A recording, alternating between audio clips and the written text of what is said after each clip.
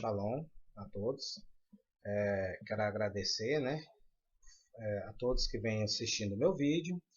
E os que gostarem do vídeo, eu peço que se inscreva aí no meu canal, né? Dá um joinha sempre é bom, tudo bem? E hoje nós vamos falar sobre um tema, creio eu, que deva ser interessante, né? Sobre os demônios, né? É porque muita gente acha que, por exemplo, no judaísmo, né, o termo demônio tem o mesmo sentido que no cristianismo e outras religiões com o conceito de dualismo. Porém, essa ideia é totalmente equivocada, tá? Para vocês entenderem melhor, farei, por exemplo, um estudo rapidinho aqui com o intuito de esclarecer melhor o conceito de demônio na Bíblia hebraica e no judaísmo, ok? Por exemplo, nas religiões que têm como base o dualismo, ou seja, um Deus que luta pelo bem e um ser que luta pelo mal, demônios, seria um ser, ou seja, anjo que se revoltou com o seu Criador e de alguma forma não foi destruído e passou a duelar pela criação. Então, esse ser conhecido como demônios, ou Satanás, diabo, etc., tem o poder de enganar os seres humanos e assim desafiar o Criador, né? Algo que é totalmente, gente, totalmente anti-Torá, tá? Anti-judaísmo. Para entender melhor, gente, vamos conhecer a diferença de Satã, Shed, Seirim e o conceito de Deus no judaísmo, beleza? Vamos lá começar por Satã. Satã, na verdade, é um anjo, tá? É um anjo criado pelo Criador, tá? Que tem a missão de trazer as consequências de nossos erros. Anjo totalmente obediente ao Criador.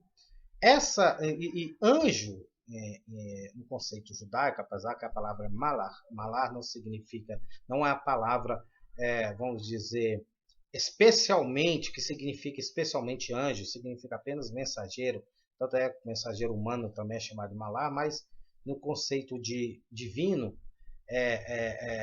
Satã é um anjo, né, no conceito divino, e anjo no conceito divino no judaísmo é uma força, tá?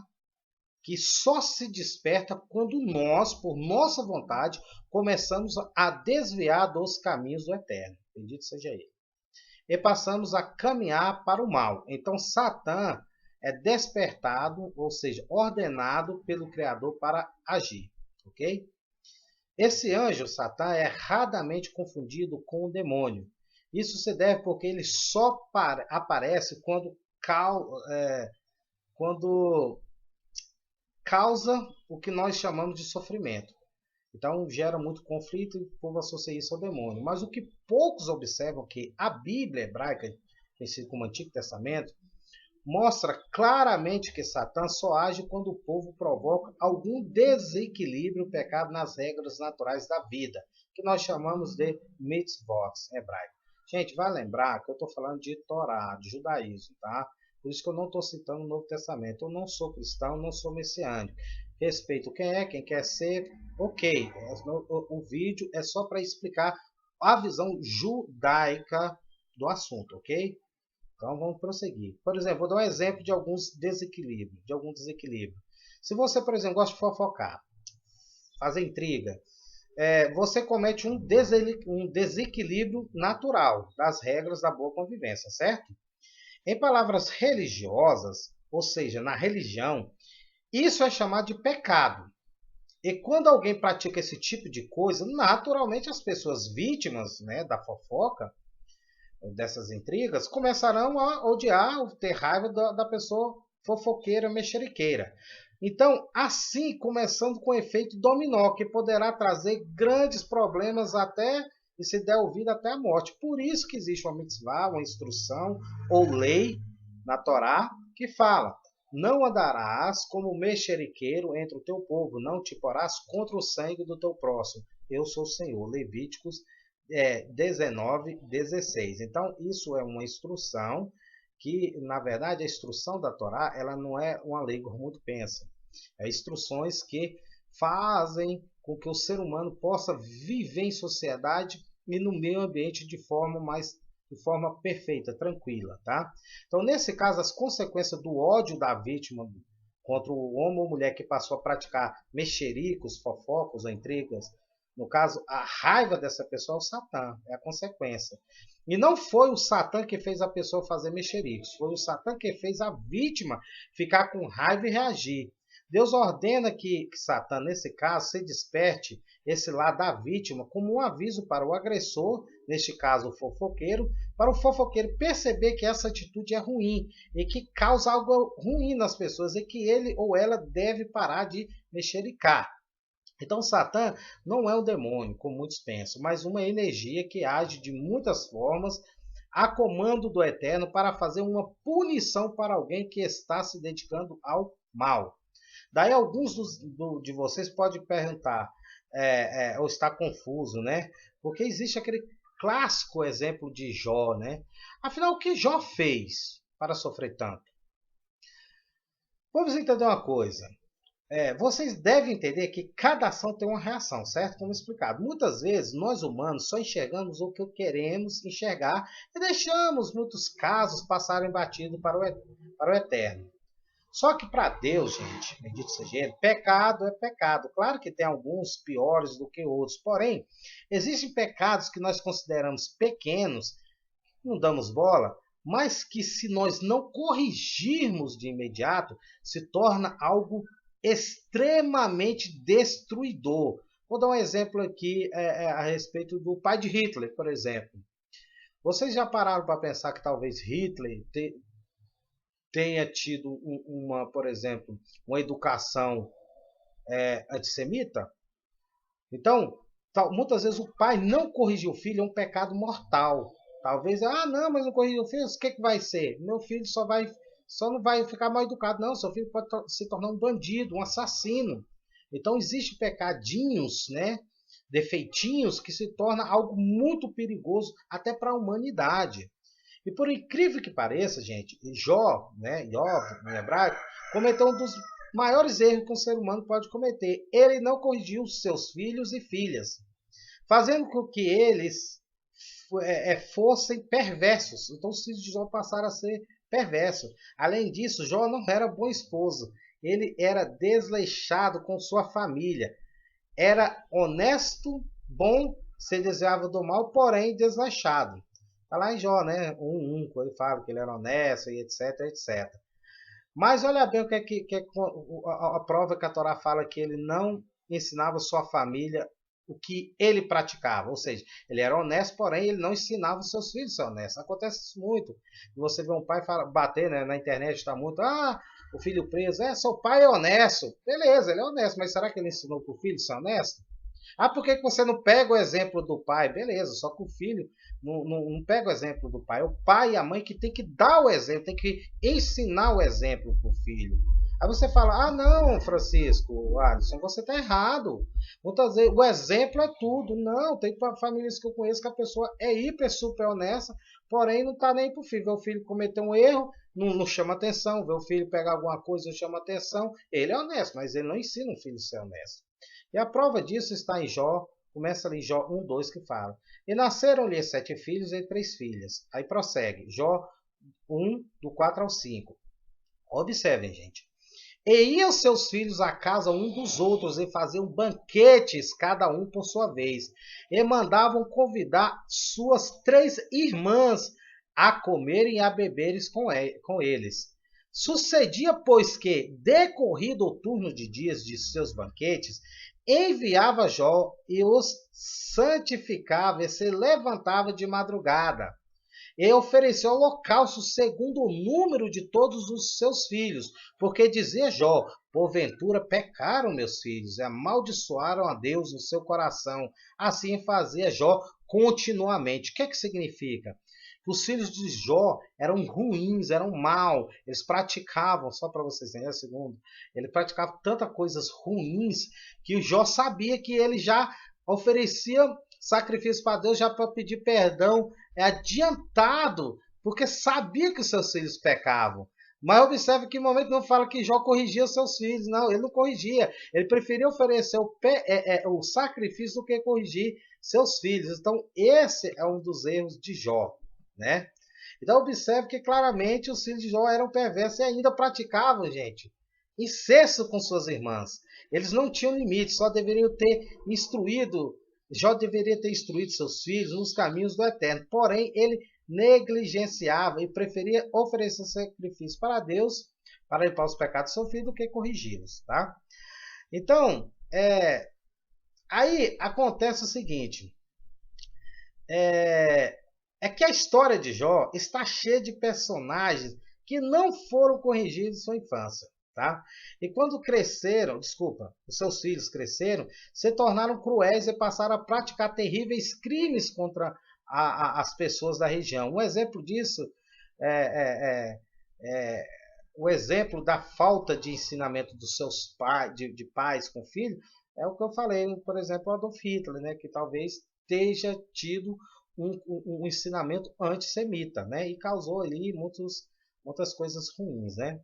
Então, tem muitos cristãos que, por não conhecer a cultura semita hebreia, entendem tudo errado, não sabendo que nos tempos antigos era comum sábios e escribas usarem uma linguagem figurativa para narrar uma questão. Sem falar que os filhos de Israel têm totalmente o conceito de Deus, anjos, né? Então, para Israel não necessita as explicações. Porém, como aqui o meu maior público é evangélico, tenho bons amigos evangélicos, eu vou tentar explicar da melhor forma na linguagem, a linguagem fácil, para que vocês possam entender, tá? Então bora lá. Aí todos entram em contradição seguinte, Jó 1,6, que fala: E vindo um dia em que os filhos de Deus vieram apresentar-se perante o Senhor, veio também Satanás entre eles.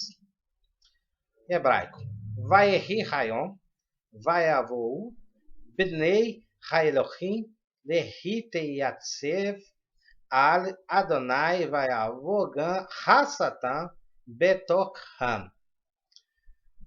Beleza. Vamos entender o que significa essa passagem no original, sem mentiras, sem misticismo, sem interpretações erradas ou tendenciosas.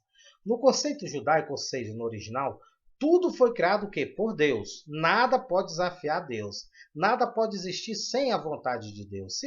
Se Deus não existisse, algo impossível, nada existiria. Tudo depende dele. Porém, ele não depende de nada para existir, nem para criar nada e nem para corrigir nada. Deus não precisa de filho, de nada para corrigir ou criar, nada. Apesar que Deus não erra. Então não tem nada que corrigir.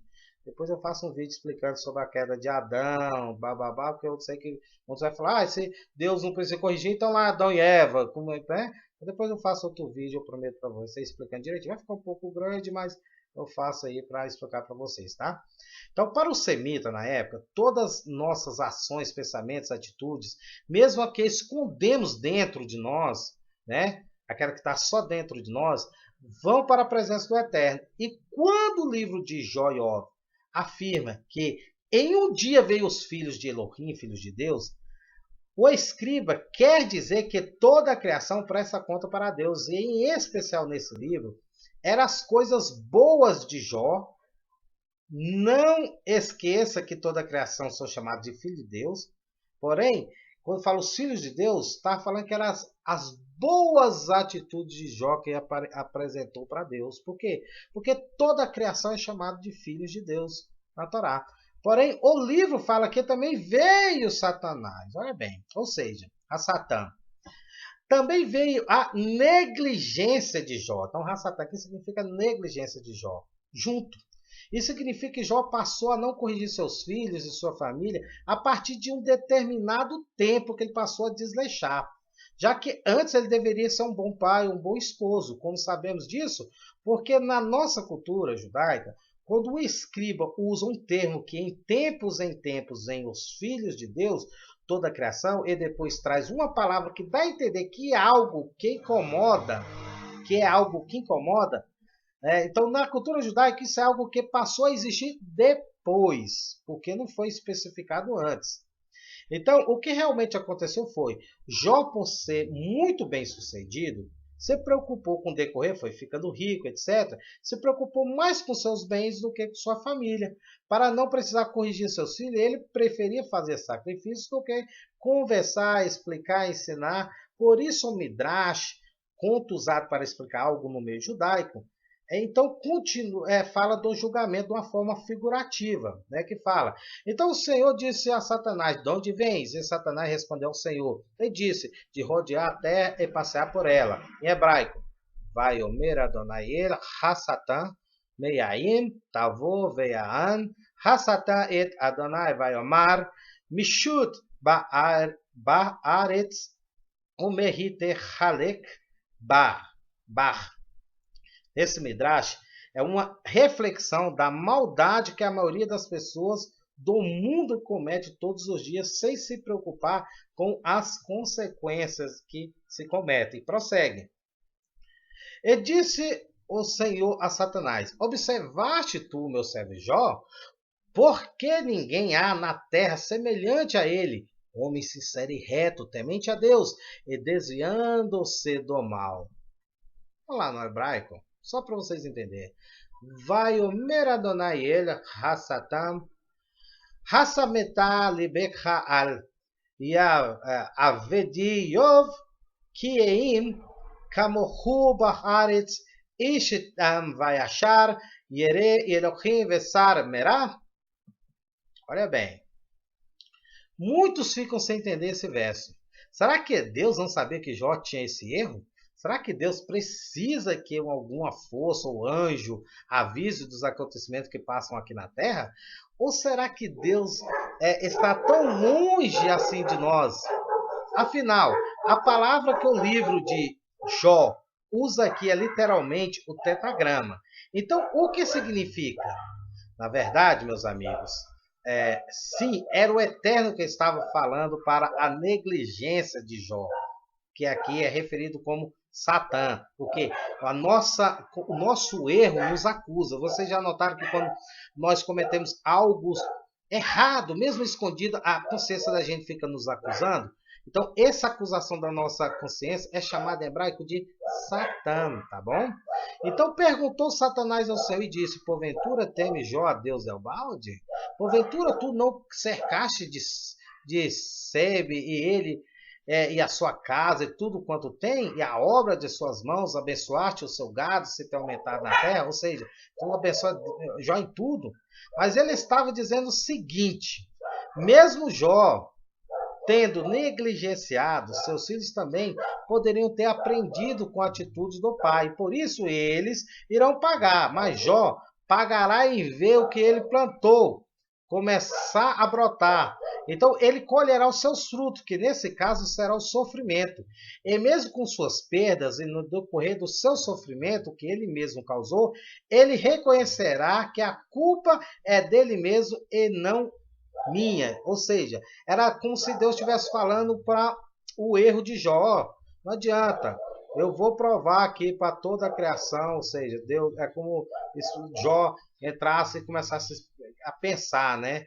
Oh, Deus vem me abençoando tanto, e eu comecei a ficar desleixado um pouco com minha família. Será que se eu perder tudo, eu mantenho a fé em Deus? Aí Jó para e pensa, não, mesmo que eu perder tudo, eu vou manter a fé em Deus. Então, quando ele fecha a boca, né? Começa a acontecer muitas coisas ruins. Mas vamos prosseguir aqui. Então, por isso, Deus ordena o seguinte. Mas estenda a tua mão e toca-lhe em tudo quanto tem, e verás se não blasfema contra ti na tua face. E disse o Senhor a Satanás, eis que tudo quanto ele tem está na tua mão, somente contra ele não estenda a tua mão. E Satanás saiu da presença do Senhor.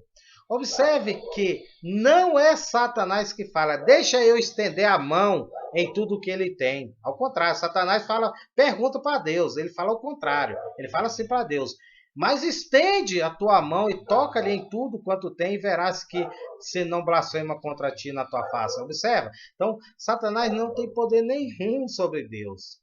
Então aqui está claro que Satanás, ou seja, os erros de Jó, mostra claramente que é Deus que tem todo o poder e não ele. Isso está tão claro que Satanás até fala para Deus que ele, o Criador, estende sua mão. Lógico que isso não é literal, mas é os erros de Jó fazendo despertar as consequências de seus erros. Jó, na verdade, gente, estava fazendo uma análise da sua vida quando ele percebeu que ele simplesmente tinha deixado sua família, seus filhos, sua descendência em segundo plano. não os corrigindo, os ensinando a andar nos caminhos de Deus, ele passou a pensar: será que eu serei feliz se por acaso perder tudo? Será que minhas atitudes me assombrarão com as consequências da minha negligência? Quais serão as consequências disso? Mas eu me desvio do mal, ele pensou, sou honesto. Não é possível que somente isso vai me trazer o sofrimento. Mas mesmo que o sofrimento caia sobre mim, andarei nos caminhos do meu Criador. Assim Jó pensou, assim o Midrash quer dizer. Então, caros amigos, em Jó 1, do 6 ao 12, na verdade, é Jó fazendo uma reflexão tardia, já tarde, das suas ações. E por isso no livro de Jó está o tetagrama, pois ele em sua reflexão, ele pensou no eterno. Na antiguidade, na cultura semita, isso era muito comum. E praticamente toda a Torá foi escrita nesse tipo de linguagem. E por isso existe muita confusão, já que aqui no Ocidente, em especial no Brasil, o povo quer ler o Taná, o Antigo Testamento, com base na cultura cristã. Então não tem nada a ver. Então Satã em Jó nada mais é do que as consequências das más ações de Jó. E não um anjo que se rebelou contra Deus e fica atormentando as pessoas ou até mesmo tendo poder para ficar enchendo o saco de Deus, vamos dizer assim, né? Então toda vez que alguém começa a praticar o mal, esse mal traz uma consequência. E essa consequência é muitas vezes chamada de Satã. Porém, a palavra Satã não é usada necessariamente para se referir a um anjo, porque Satã significa simplesmente opositor, acusador. Então, é comum para quem lê hebraico ver a expressão Satã se referir também a reis que acusam Israel, homens que acusam outros homens, e etc. Então, muita gente acha que a palavra Satã se refere unicamente a um demônio. Não, tem nada a ver. Eu vou até ler aqui em hebraico aqui para vocês, só para vocês terem um detalhe. Eu vou ler devagarzinho. Vai que sefu. Alaiv sarei, Felichetim, Vaiomeru lo sarei, Felichetim, Hashev et Haish, Veyashov el Mekomo asher, Hifekedeto sham velo yered. Imano bamilechamar, Velo Yeher Lano Le Satan Bemilechamar Uvamer Yeteratzer Zeer Adonai Halo Barashei Ha'anashim Hachem, que significa, porém, 1 Samuel 29:4, foi o que eu li. Porém, os príncipes dos filisteus, muitos se indignaram contra ele e disseram-lhes: os príncipes dos filisteus fazem voltar estes homens e tornem ao seu lugar em que tu o puseste, e não desça conosco a batalha, para que não se nos torne na batalha em adversário. Porque como que aplacaria este o seu senhor? Porventura, não seria com as cabeças desses homens? Então, olha bem que aqui, Satã significa apenas um adversário humano, não tem nada de anjo divino aqui, né? Então, as forças que chamamos de anjo, Satã, muitas vezes nem leva a expressão Satã, leva a expressão também Mashehit, que significa destruidor, como está lá em Êxodo, anjo destruidor, que matou todos os primogênitos do Egito, tá bom? Então, o que é realmente demônio? A palavra que mais se aproxima do conceito cristão de demônio é Shed, que significa destruição, algo maligno, escuro, totalmente ruim, nojento, apavorante, algo que causa medo. Mas para entendermos o porquê, com o passar do tempo, a palavra Shed passou a ter esse significado, precisamos voltar bem no passado para que o leitor, para que os meus amigos aqui possam entender como esse processo aconteceu, tá bom? Está no meu blog, tá, gente? A palavra Shed significa literalmente seio, tá? Por sua vez, tem sua origem do acádico Shadu, que significa montanha, que muitas vezes tinham o formato de seios femininos. Na cultura semita antiga, esses povos, por serem idólatras e terem sido contaminados pela tolice limitada da idolatria e por não compreender a natureza, eles achavam que quanto mais alto, mais próximo dos deuses estaria. Por isso, as montanhas eram consideradas morada dos deuses. Sem falar que as montanhas, por terem um clima próprio, e em especial o Oriente, algumas terem neve, vulcões, etc., e algumas tempestades surgirem nesses ambientes, eles associavam esses lugares aos deuses coléricos, aos demônios. Entendiam que todo mal surgia nesses lugares, desertos ou montanhas, né?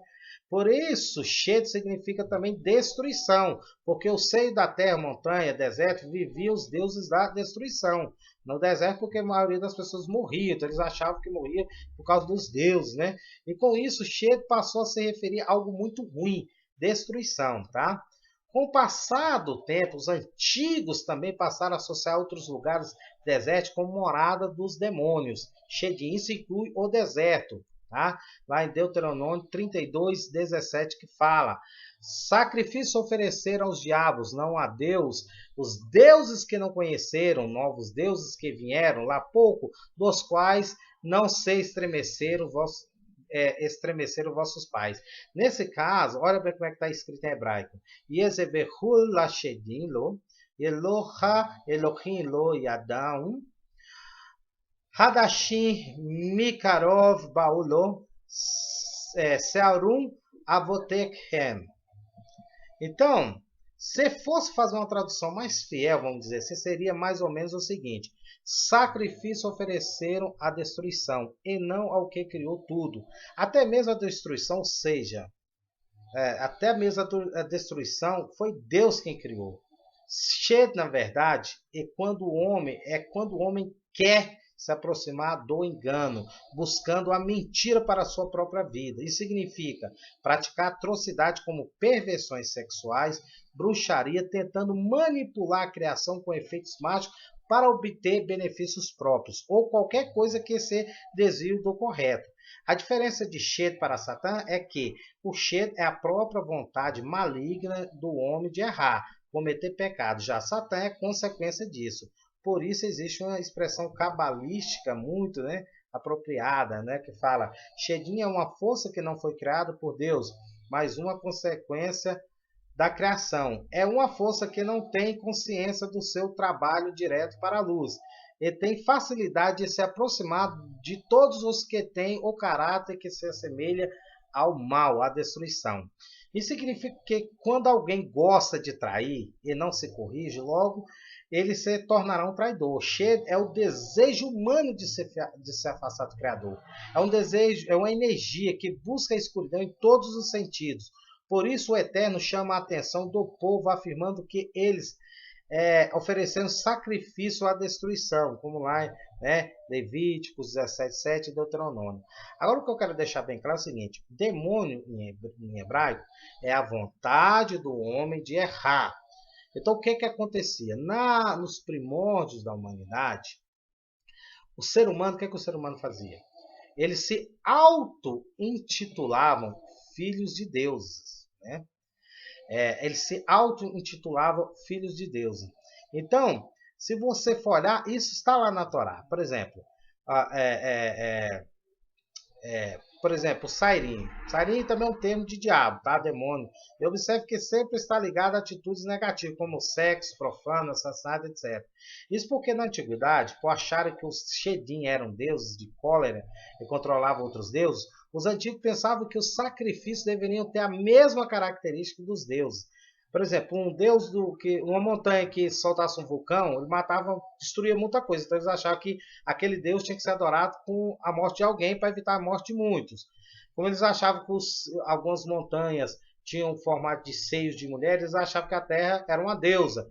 E a terra brota água, brota alimento. Eles achavam que a forma de adorar essa deusa era através de sexo ilícitos, né? O próprio Balaão, para vocês terem ideia, ele praticou o ritual com a sua jumenta sexual, praticava zoofilia para invocar os Sairim, os deuses do deserto, que era praticado através desse tipo de ritual nojento. Mas nós sabemos que tudo começou apenas com o intuito do homem de colocar seus desejos mais profanos na sociedade com a falsa mensagem de que aquele tipo de ritual, entre aspas, era para um deus. Porém, nos primórdios da humanidade, muitos usaram a ignorância para praticar todo tipo de atrocidade em nome desses deuses nojentos. Outra vez, para manipular e dominar as massas através da fé. Isso acontece muito hoje, né? Um caso clássico na Torá é em Gênesis 6:2, onde os reis se auto-intitulavam filhos dos deuses, para poder estuprar meninas, crianças, mulheres casadas, com o argumento de que eram filhos dos deuses. E lá está assim, ó. E viram os filhos de Deus que as filhas dos homens eram formosas e tomaram, ou seja, pegaram para si mulheres, ou seja, qualquer de todas as que escolheram, ou seja, não importavam se era jovem, casada, solteira, eles escolhiam pelo fato de todo mundo achar que eles eram filhos dos deuses, eram obrigados a dar essas crianças, eles praticavam até estupro, né? Então, existe o equívoco que muitos acham que, nesse caso, são anjos, mas não são. Na verdade, Moisés, escreveu dessa forma para mostrar o quanto os reis antes do dilúvio, eram arrogantes, mentirosos e incentivavam o mal na terra. E sabe onde está a prova disso? Logo no próximo versículo, quando Deus chama a atenção. Então disse o Senhor: não contenderá meu espírito para sempre com o homem, porque ele também é carne, porém os seus dias serão 120 anos. Ou seja, Deus desmente lá, fala, esses homens que se dizem filhos dos deuses especiais são apenas carne, são homens e se acham, né? Então, por isso a Torá fala que Deus afirma que o homem é carne, ou seja, eles se achavam deuses ou filho dos deuses. E com esse argumento praticavam diversos tipos de práticas negativas. Então havia naqueles dias gigantes na terra, e também depois, quando os filhos de Deus entraram, as filhas dos homens e delas geraram filhos, estes eram os valentes que houve na antiguidade os homens de fama. Gênesis 6:4. Quando a Torá fala que os filhos de Deus geram filhos e que esses eram gigantes e valentes, na verdade, gente, se refere à linhagem desses homens, reis que adoravam a violência. Outros adoravam a prostituição, outros o roubo, e foi com esse conceito, que são filhos dos deuses, que o mal se espalhou até sobreviveu depois do dilúvio. Então a idolatria é uma mistura de desejos que vão contra Deus, contra as coisas da vida, contra a existência humana e a ambiental da terra. O Shé de Sairim, na verdade, são todos os desejos imundos do ser humano e a vontade de errar do homem, como aconteceu com Caim. Vai lembrar que esses homens de fama eram os filhos desses homens, que os homens já falavam, você é o filho de um Deus, então você tem que se comportar como Deus, com força, etc. Então, aquelas crianças passaram a se tornar piores do que seus pais. Então, onde que chegar, todo mundo tremia. Por isso que a Torá fala que eram homens de fama, né? E aconteceu isso com Caim. Então, como nós sabemos até agora que já demônio, cheiro, na verdade é a vontade maligna do ser humano, olha como é que começou tudo. Gênesis 4:7.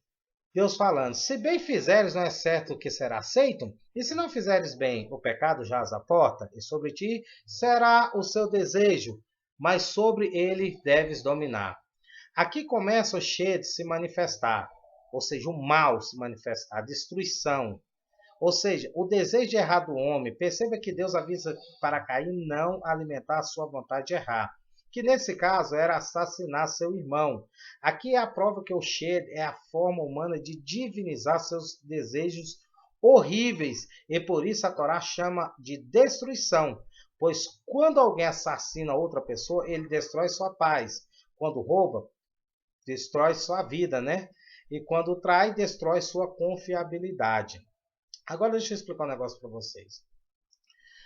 Já que vocês até que já entenderam que, na verdade, Shed é o desejo divinizado humano, eu vou explicar de uma forma ainda melhor para vocês entenderem.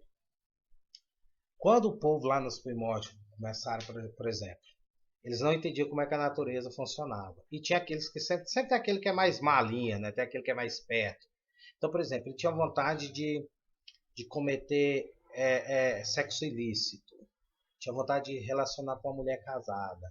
Aí ele chegava, olha, aquele Deus, a deusa terra, tal, exigiu um sonho, vem sonho para mim, falou que ela quer um ritual. O ritual é o seguinte, eu como sou sacerdote dessa deusa, preciso dormir com a sua mulher. Então, se você vai ter a honra de dar sua mulher para mim fazer o ritual lá, ter relação sexual em homenagem a Deus.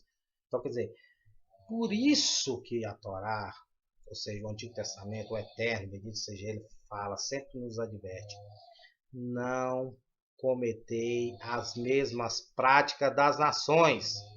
Na verdade, Deus não estava preocupado porque todo filho de Israel, depois da entrega da Torá para Moisés, sabia que os outros deuses são mentiras, que nós nunca acreditamos nesses outros deuses. O problema era as práticas desses deuses. Quando Deus fala assim, não praticai as mesmas coisas dos povos ao redor de ti, Deus estava falando o seguinte: olha, eu sei que vocês sabem que eu sou o único Deus, que o resto é tudo Deus falso, mentiroso.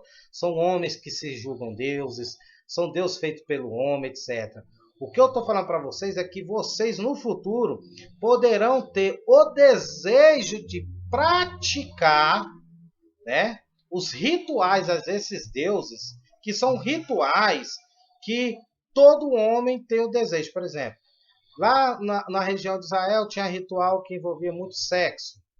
Aí vamos supor que no meio de Israel tinha um homem homossexual. Então ele ia adorar, ele sabia que para adorar a Deus ele não poderia cometer um homossexualismo, porque é proibido na Torá. Mas aquele Deus fulano de tal, a prática daquele Deus envolvia o homossexualismo. Então ele passava de adorar a Deus e adorar aquele Deus, não porque ele acreditava naquele Deus, porque a adoração ritual envolvia aquilo que ele gostava, o homossexualismo. Já aquela mulher casada tinha vontade de trair seu marido. E dentro da lei de Deus não pode trair o marido. Então ela ia adorar aquela deusa fulano de tal, porque na adoração daquela deusa, trair o marido era algo divino. Então foi nesse conceito que o povo de Israel foi se pervertendo. Por isso que o profeta Osés chama Israel de prostituta, porque, né, se perverteram. Né? Por isso que o reino várias vezes entraram na idolatria, não porque acreditar que aqueles deuses tinham poder, mas se envolvia nas práticas idólatras. Ou seja, as práticas de adorar esses deuses envolvia tudo aquilo que eles desejavam ruim, tudo aquilo de errado, principalmente o sexo. Né? Assassinar, por exemplo, tinha uma pessoa que tinha um ódio do irmão, um israelita tinha raiva do outro.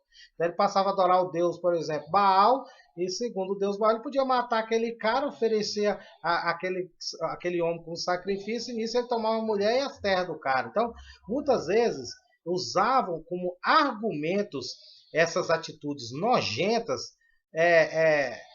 usavam como argumento que era um ritual de um determinado Deus para poder cometer esses crimes. Então, Shed, ou seja, demônio em hebraico não é Satã, mas Shed, e Sairim, que é uma das qualidades de demônios, tá bom?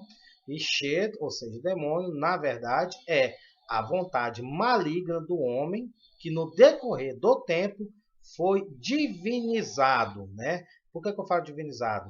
Porque se passou a ser uma religião, né?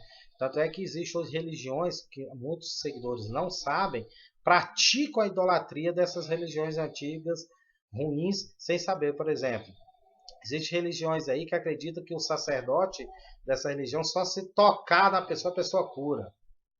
Existem religiões aí que os fiéis dessa pessoa acreditam que se o sacerdote fazer uma oração em cima de uma água, aquela água se transforma mágica e cura. Para quem não sabe, esses rituais rituais pagãos. São rituais onde que idólatras, onde que, por exemplo, o ritual do deus Peor, o deus Baal, tinha muito esse ritual, que eles acreditavam que o sacerdote tinha o poder daquele deus. Então, qualquer pessoa que tocasse naquele sacerdote, ou que aquele sacerdote tocasse, o poder daquele deus saía daquele sacerdote e ia para a pessoa. Então, isso não é uma prática que vem do Eterno, ok? Espero que vocês tenham gostado do vídeo. Eu sei que foi um pouquinho longo. E se gostar, dê um joinha e compartilhe e se inscreva no canal. Shalom e até o próximo vídeo.